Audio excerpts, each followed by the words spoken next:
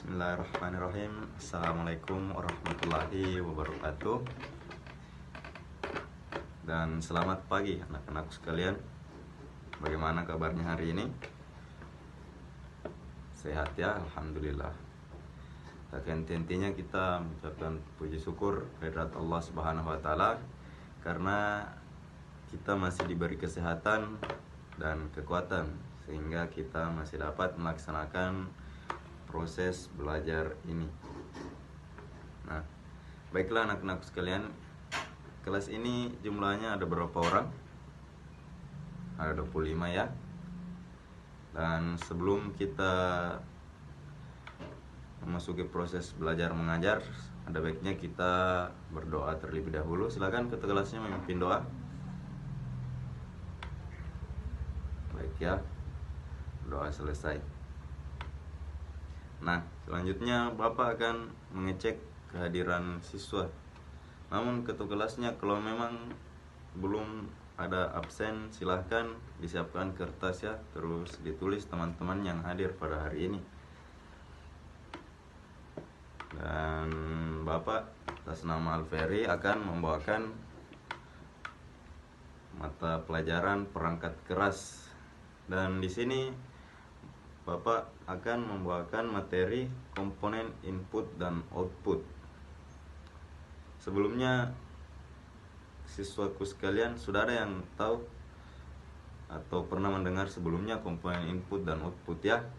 Ya, ini ada bagian dari perangkat keras komputer.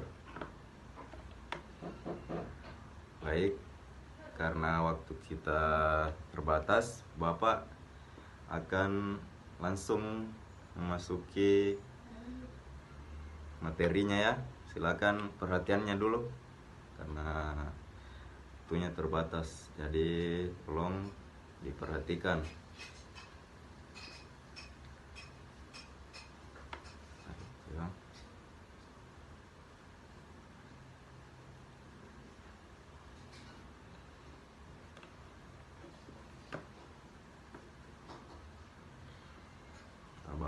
Kita buka dulu materinya.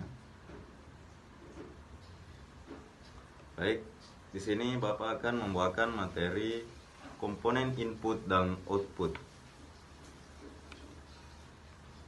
Dan Bapak akan menjelaskan dulu yaitu di sini tujuan pembelajaran yang akan kita capai pada hari ini, yaitu yang pertama, jadi siswa mampu memahami komponen input dan output sendiri ya. Yang kedua, menerapkan kriteria input dan output. Yang ketiga, menerapkan syarat yang harus dipenuhi untuk mengatasi masalah dalam komponen input dan output. Itu tadi ya, ada 3 tujuan pembelajaran kita pada hari ini.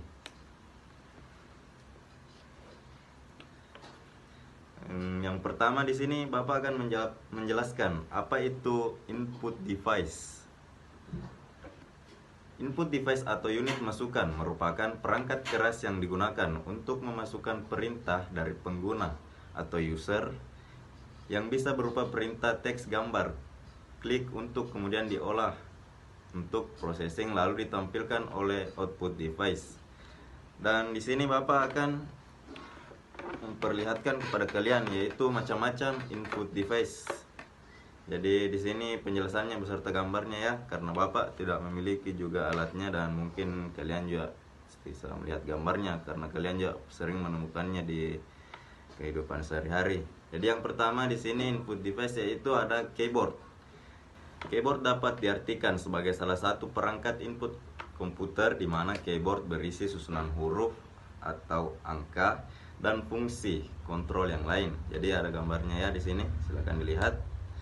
Dan selanjutnya itu ATM, Automatic Teller Machine, sebuah alat elektronik yang melayani nasabah bank untuk mengambil uang dan mengecek rekening tabungan mereka tanpa perlu dilayani oleh teller. Dan gambarnya ada di sampingnya, sering kalian ditemukan. Selanjutnya yaitu POS, yaitu Point of Sale.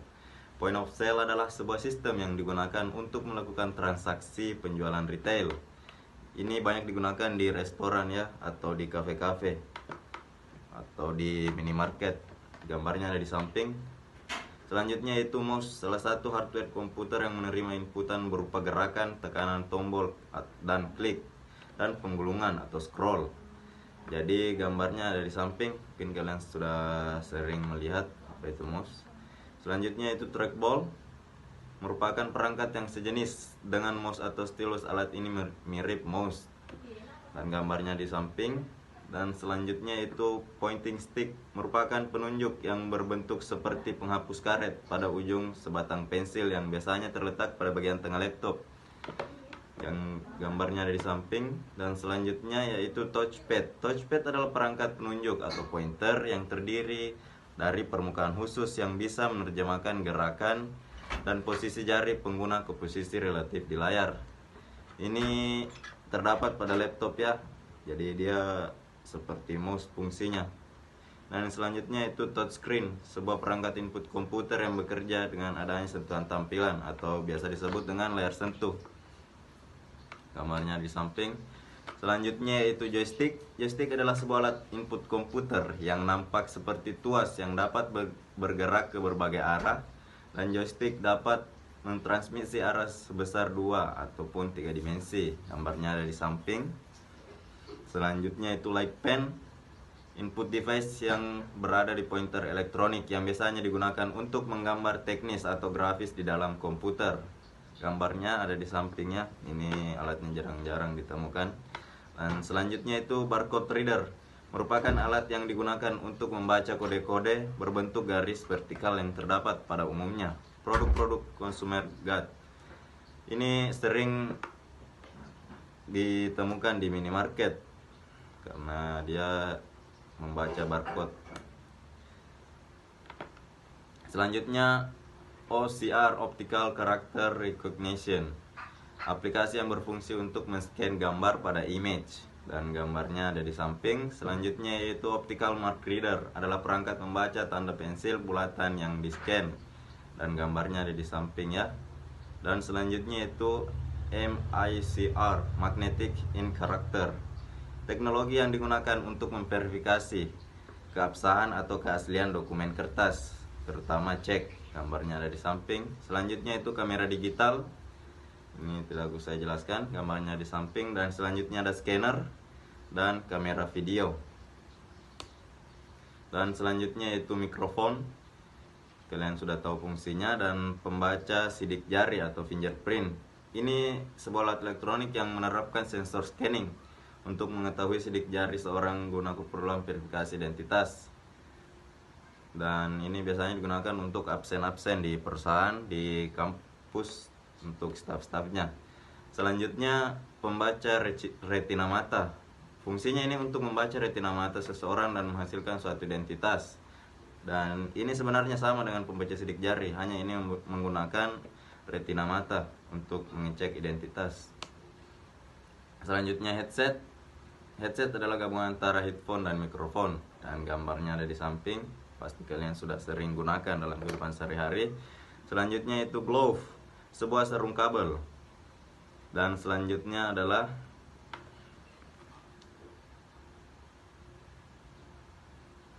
sabar ya. Selanjutnya itu sensor. Sensor merupakan suatu peralatan yang berfungsi mengubah besaran fisika dan besaran kimia menjadi besaran listrik, baik arus listrik atau tegangan, sehingga dapat dianalisa. Dan selanjutnya itu RFID, Auto Radio Frequency Identification. Ini adalah metode yang mana bisa digunakan untuk menyimpan atau menerima data secara jarak jauh. Nah, itu tadi adalah macam-macam komponen input device ya. Sampai di situ mungkin ada yang ingin bertanya? Baik, silakan.